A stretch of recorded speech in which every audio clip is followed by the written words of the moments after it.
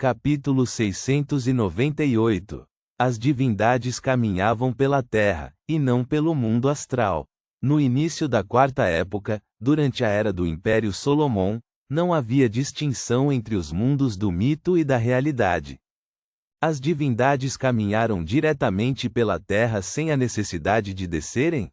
Isso é um pouco semelhante à segunda época escrita nos livros da Cidade de Prata. A corte do rei gigante e outros locais são separados por uma porta no mundo real. Eles só precisavam passar por ela e voltar pelo mesmo caminho. Mortais e divindades misturadas no caos e na escuridão. Além disso, o mundo astral realmente corresponde às divindades. Depois de ouvir a descrição do Visconde Mobet Zoroaste, Clay instantaneamente começou a ligar os pontos. Ele subconscientemente olhou para Groselli, pois esse gigante provavelmente era alguém que havia experimentado a história da segunda época.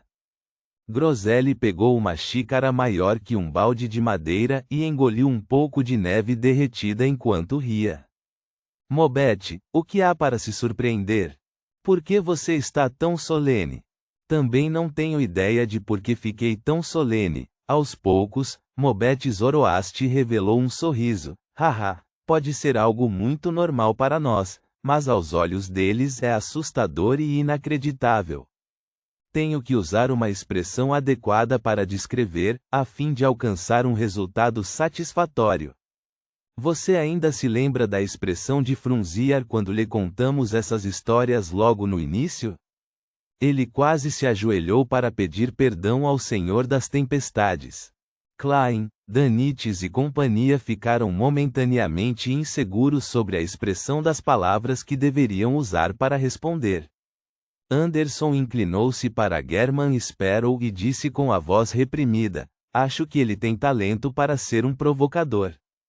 Ele parecia estar suprimindo a voz, mas suas palavras podiam ser ouvidas por todos os presentes.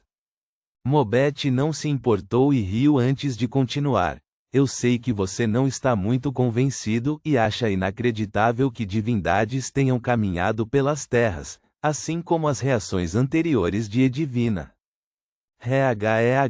Posso dar 2 exemplos.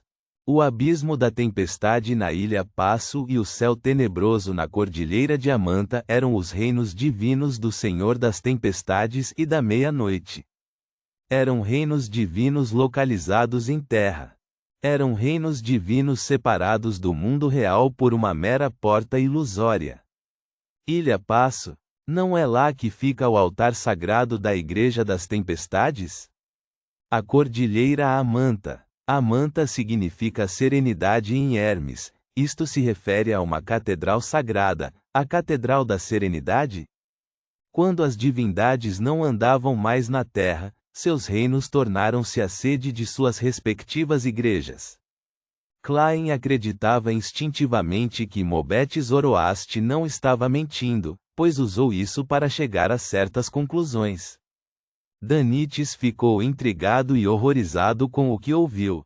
Ele inconscientemente queria ir embora, mas quando viu sua capitã ouvindo atentamente, German Sparrow que estava pensando, e Anderson Rude que tinha uma expressão de interesse no rosto, ele só conseguiu conter seu desejo enquanto procurava um lugar melhor e mais confortável para sentar. Naquele momento, a cantora élfica Ciatas, encarregada do perímetro, entrou e disse com desprezo: não mencione aquele deus falso. A autoridade da tempestade pertence apenas ao rei dos elfos. Sua voz era clara e bonita, mas seu tom estava cheio de raiva e irascibilidade. Parecia que ela levantaria as mãos a qualquer momento para atirar uma flecha em Mobet Zoroaste. Tudo bem, vou usar as palavras, falso deus. Mobet ergueu a mão para ajustar seu chapéu preto afiado e duro. Ciatas retraiu o olhar. Ela então disse ao ex-soldado Loen, Frunziar Edward, que não acreditava firmemente no Senhor das Tempestades: é a sua vez. Frunziar ergueu um pouco a cabeça, sua expressão em estado de transe. Aparentemente, ele não tinha notado a conversa e a discussão de antes. Ele desembainhou a espada preta como ferro ao lado dele e caminhou em direção à entrada da caverna. Klein observou por um momento e aproveitou a oportunidade para falar com a elfa Ciatas. Você conhece a Rainha da Calamidade, Corrien? Ele não tinha certeza se Corrien era a deusa subsidiária do rei elfo Sonietrin, Rainha da Calamidade. Sua pergunta era para que a cantora élfica Ciatas lhe desse a resposta. O rosto gentil e requintado de Ciatas produziu imediatamente uma expressão de transe como a de Frunziar. Faz muito tempo que não ouço o nome dela. Ela é a rainha de nós, elfos. Mobete e Frunziar nem sabiam da existência dela. Onde você encontrou ela? Aliás, como soube da situação dela? Enquanto ela falava, o tom de Ciatas tornou-se urgente. Naquele momento, Danites olhou surpreso para German Sparrow, refletindo sobre a revelação de que o louco era tão sábio.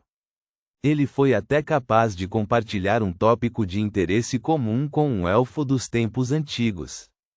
Eu nunca esperei que você fosse um estudioso, eu realmente não sabia. Não sei dizer, Anderson suspirou enquanto balançava a cabeça. A contra-almirante Iceberg Edivina também olhou para Klein. Seus límpidos olhos azuis tinham um forte desejo de aprender com ele. Klein respondeu francamente. Certa vez entrei em uma ruína pertencente à Rainha da Calamidade Corrien e obtive alguns itens. Ruína? Ciatas ruminou sobre essa palavra com uma voz suave, seu tom aparentemente tendo perdido algo sem importância, mas algo do qual ela não suportava se separar. Pela situação interna, ela pode não estar realmente morta. Depois de ver os olhos de Ciatas brilharem, Klein foi direto ao assunto. Você tem a fórmula da poção do cantor do oceano? Posso usar algo para trocar por ela? Ele sentiu que ser honesto e direto com um Beyonder do caminho da tempestade era a melhor escolha. Ciatas pensou e disse, use um dos itens de Sua Majestade para a troca. Eu só consegui uma taça de vinho feita de ouro. Já foi danificada. Padrões complicados estão gravados nela, com as frases élficas Calamidade e Corrien. Klein não escondeu a verdade. Eu sei sobre aquela taça. Era a taça que Sua Majestade mais amava, disse Ciatas, incapaz de esconder sua excitação, fechado. A taça está lá fora. Klein não tinha intenção de passar por cima da névoa cinza na frente de todos. Ciatas assentiu. Eu entendo. Concluiremos a transação depois de deixarmos este livro. Dito isto, ela pressionou as palmas das mãos.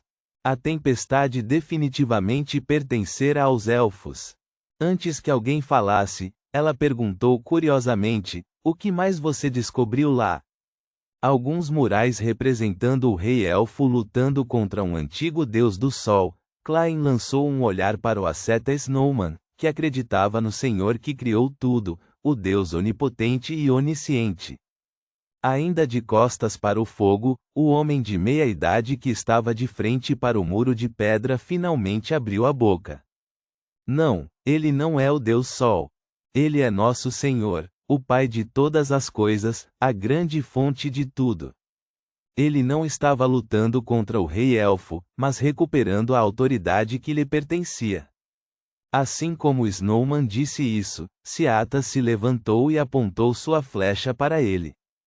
De repente, o cabelo preto trançado desta cantora élfica se arrepiou, violando as leis da natureza.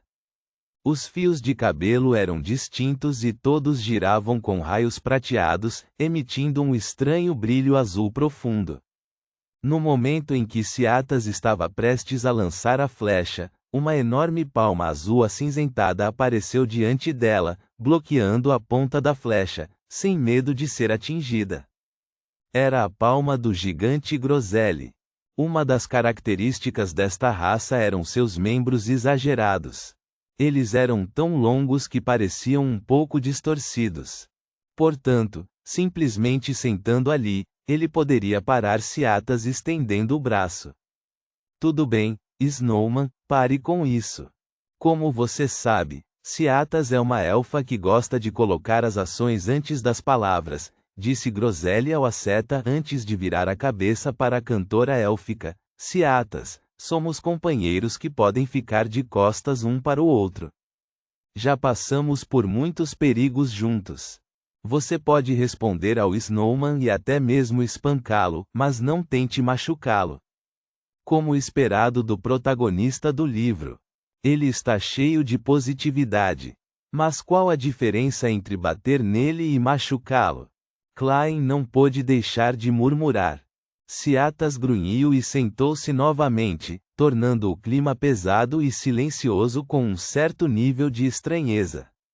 O gigante Groselha usou seu único olho vertical para examinar a área antes de rir. Então, falarei sobre meu passado. Antes de entrar neste livro, eu morava na corte do rei gigante.